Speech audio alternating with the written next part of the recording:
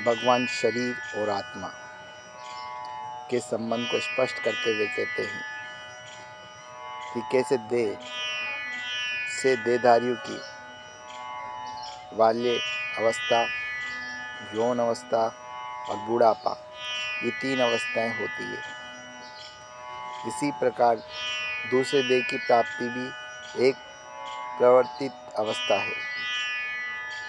इसमें आत्मा को कभी भी नाश नहीं होता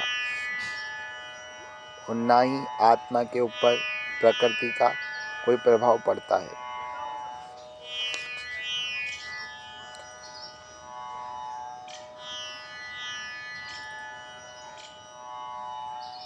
अर्थात ना अग्नि उसे जला सकती है, ना पानी उसको गीला कर सकता है, ना हवा उसको सुखा सकती है, ना तलवार उसको काट सकती है।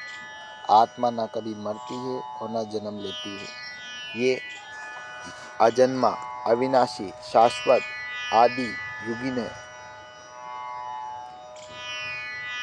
शारीरिक वध से आत्मा का वध नहीं होता। प्रकृति के 5 तत्व भी मिलकर आत्मा को नुकसान नहीं पहुंचा सकते। जब आत्मा सतोगुण से भरपूर होती है तो उसकी चमक बढ़ती है और जब विषय विकार के वश में हो जाती है तब उसकी आभा कम हो जाती है। सांसारिक सब बंधनों में फंसकर आत्मा कमजोर हो जाती है और सांसारिक बंधनों से मुक्त रहने पर वह शक्तिशाली बन जाती है। आत्मा की शाश्वतता के बारे में बताते हुए कहते हैं कि जैसे व्यक्ति नए वस्त्र धारण करने के लिए पुराने वस्त्र का त्याग करता है, वैसे ही आत्मा नए शरीर धारण करने से पुराने देह का त्याग करती है। ये शाश्वत नियम है कि जिसने भी शरीर धारण किया है उसे शरीर छोड़ना ही पड़ता है। आत्मा अविनाशी है, शरीर अविनाशी नहीं है। भगवान ने अर्जुन को कहा, हे अर्जुन, स्वधर्म को देखकर भी तुम भय करने योग्य नहीं हो, क्योंकि धर्म युक्त युद्ध से बढ़कर अन्य कोई परम कल्याणकारी मार्ग नहीं है। क्योंकि धर्म युक्त युद्ध से बढ़कर मार्ग नहीं है। यदि तू धर्म युक्त युद्ध नहीं करेगा तो स्वधर्म और कृति दोनों खोकर पाप के भागी बनेगा।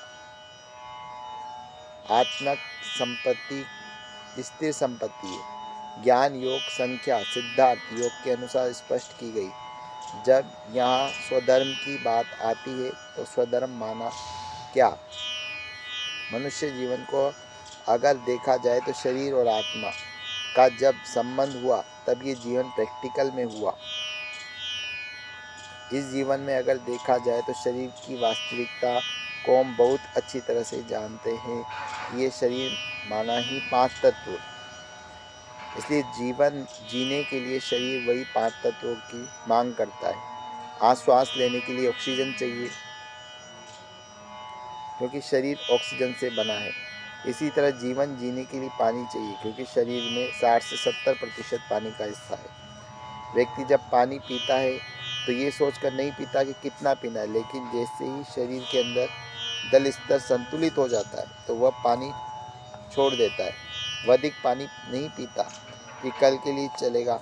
ये 5 तत्व उतनी ही मात्रा में ग्रहण करते जितनी की शरीर की आवश्यकता होती। यह इस शरीर का वास्तविकता है क्योंकि शरीर ही उसी 5 तत्वों से बना हुआ है। इसी तरह इस शरीर में जो चैतन्य शक्ति आत्मा है, आत्मा को भी जीवन जीने के लिए कुछ चाहिए या नहीं चाहिए।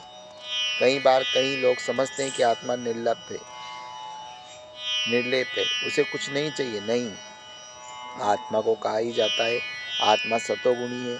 सतोगुणी अर्थात उसको भी जीवन जीने के लिए 7 गुणों की आवश्यकता होती है।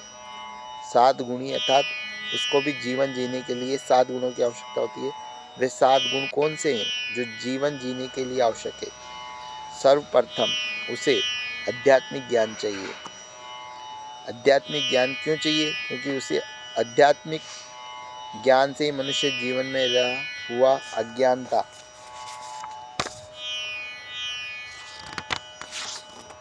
का अंधकार समाप्त होता है। मनुष्य जीवन में सबसे बड़ा अज्ञान अगर है तो वो है अहंकार। आज अहंकार के कारण मनुष्य के कर्म कैसे होने लगे, मनुष्य के संबंध में कितने कला कलेश उत्पन्न हो रही है, कितने परिवार टूट रहे हैं। आज मनुष्य को आध्यात्मिकता का ज्ञान की आवश्यकता क्यों है? क्योंकि आध्यात्मिक ज्ञान इस अज्ञान को खत्म कर सकता है। जब अहंकार समाप्त हो जाता है तब अपनी आपसे संबंधों में मधुरता आती है।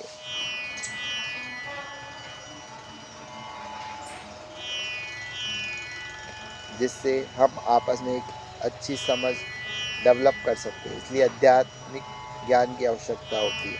उसी के साथ साथ जीवन में शुद्धि और पवित्रता भी चाहिए। कई बार हम देखते हैं कि किसी दो व्यक्ति की आपस में बहुत अच्छी दोस्ती होती है, कुछ समय के बाद देखो तो वह दोस्ती टूट जाती है और वे एक दूसरे के दूर हो जाते हैं। अगर उनसे पूछा जाए कि आप दोनों में तो बहुत दोस्ती थी, क्या हुआ? कहेंगे हमें बाद में पता चला कि व्यक्ति अंदर में कुछ और बाहर में कुछ और था। बाहर में बड़ी सफाई वाली बातें कर रहा था, लेकिन अंदर में उसका मन मैला था।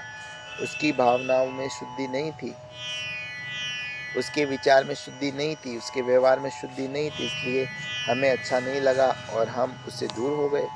इंसान को अच्छा कहा लगता है जहाँ विचारों की शुद्धि हो, व्यवहार की शुद्धि हो, भावना की शुद्धि हो। आज ये पवित्र जीवन में क्यों चाहिए? एक बच्चा जब जन्म लेता है तो कितना पवित्र मासूम होता है, ये उसकी वास्तविकता है। जितना हम जीवन में पवित्र भावनाओं को प्रभावित करते हैं, उतना ही आत्मा का तेज बढ़ता है। लेकिन जहाँ अहंकार हो, अशुद्ध भावनाएं हो, उस संबंध में कभी भी निस्वार्थ प्रेम पनप नहीं सकता। आज हर एक को जीवन में क्या चाहिए? प्रेम चाहिए। एक बच्चे को भी प्यार चाहिए। बूढ़े बुजुर्ग के साथ यदि कोई प्यार से व्यवहार करता है तो उन्हें भी अच्छा लगता है। ये नहीं कि बड़े बुजुर्गों ने सारा जीवन बहुत प्यार पाया, बुढ़ापे में अगर प्यार नहीं भी मिला तो चलेगा। नहीं, हर इंसान को प्यार चाहिए, वह निस्वार्थ प्यार चाहिए। निस्वार्थ प्यार कैसे संबंधों में पनप सकता है? जब आपसी समझ हो, जब आपसी समझ हो, पवित्र भावनाएं हो, तब निस्वार्थ प्रेम साबित होता है। आज कैसे विडम्बना है कि हर मनुष्य प्यार चाहता है, लेकिन कोई प्यार से बात करता है तो उसे टेंशन होने लगती है कि ये व्यक्ति इतना प्यार से क्यों बोल रहा है, क्या चाहिए इसे। अर्थात वह स्वयं को